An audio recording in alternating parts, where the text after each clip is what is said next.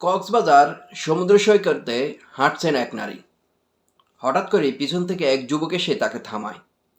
থামানোর পর তাকে লাঠির ভয় দেখিয়ে তাকে বলে যে মাস্ক খোলার জন্য, মুখে মাস্ক ছিল।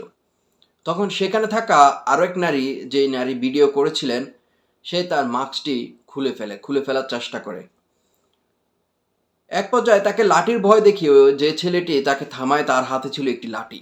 লাঠির ভয় দেখিয়ে তাকে কানে ধরতে বাধ্য করে। তো সেখানে অনেক মানুষ জড়ো হয়ে যায়। মানুষের রোষানালে সে এক পর্যায়ে কানে ধরে উঠবোস করা শুরু করে।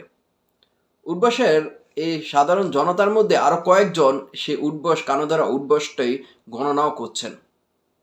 আরও সবাই ভিডিও ধারণ করছে, আবার কানে ধরা উঠবোসের সে গণনাও করছেন কিছু কিছু লোক।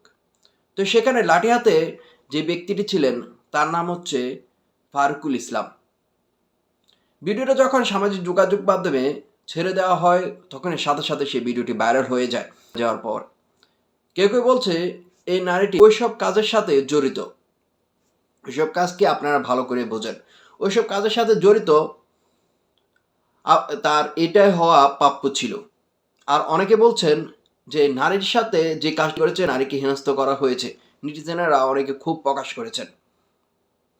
তো বিষয় নিয়ে আরও যখন গভীরে যান, তখন এই ফারুকুল ইসলামের তার ফেসবুক আইডিতে দেখা যায় আরও 3টি ভিডিও।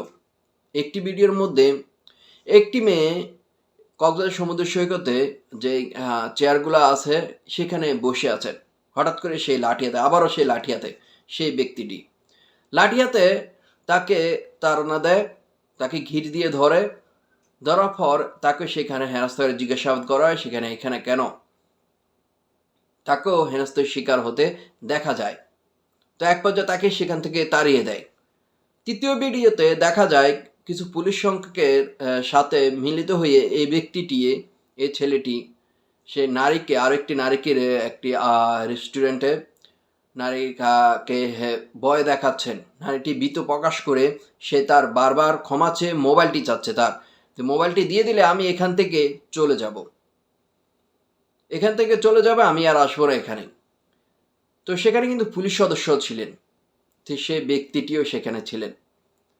ইতিমধ্যে ভিডিওগুলো সামাজিক যোগাযোগ মাধ্যমে যখন ভাইরাল হয়, তখন নেটিজেনের অনেক ধরনের কথা বলেন। তারপর ডিবি তাকে ছেলেটিকে আটক করে জিজ্ঞাসাবাদ করার জন্য তাকে হেফাজতে নিয়ে যায়, ডিবি হেফাজতে। অনেকে আবার এখানে বলছেন যে ব্যবসায়ীদের কাছে এই সব লোকরা চাঁদা চাচ্ছেন, চাঁদার দাবি করছেন, ব্যবসায়িকদের হয়রানি করছেন। আবার ওই যে মহিলাটিকে হেনস্থ করেছেন, সেই মহিলাটি আবার তৃতীয় লিঙ্গের। তো সব মিলে নারীদের সাথে বা তৃতীয় যেই হোক, এভাবে বেআইনি। তো চট্টগ্রামের কোটা বৈষম্য বিরোধী ছাত্র আন্দোলনের সমন্বয়কেরা বলেছেন যে এইসব বিষয়ের সাথে সংযুক্ত বা কেউ আমাদের সমন্বয়ক নয়। যদি সমন্বয়কের কেউ যদি হয়, তাকে আইনের আওতায় আনা প্রয়োজন। বেআইনিভাবে এইসব কাজ কেউ করবেন না। কোটা বৈষম্য বিরোধী আন্দোলনের ছাত্র অভ্যুত্থানের পরে যখন দেশটা সুন্দরভাবে গড়ে উঠেছেন, তখন কিছু কিছু লোক চাঁদাবাজি করছেন, দুর্নীতি করছেন, ব্যবসায়ীদেরকে হয়রানিমূলক কাজে লিপ্ত করছেন। এসব ঘটনা ঘটছে বাংলাদেশে এখন। তো যে এই ছেলেটি ঘটনা ঘটেছে, তার বাড়ি হচ্ছে চট্টগ্রাম সাতকানিয়া। অনেকে আবার এটি দাবি করছেন যে এই ব্যক্তিটির শাস্তি হওয়া দরকার, বিচার আইনে আওতায় আনা দরকার। কেউ আইনে হাতে তুলে নেবেন না। যে কোনো বিষয়ে আপনারা আইনের আশ্রয় নেন। অনেকে বলছেন যে টুরিস্টরা বিরক্ত হচ্ছে এসব লোকদের কারণে, সেজন্য এইসব কাজ করছেন। এটা সাধুবাদ দেওয়া দরকার, কিন্তু সব জায়গায় সাধুবাদ পাওয়া যায় না, এটা মনে রাখতে হবে। ধন্যবাদ সকলকে।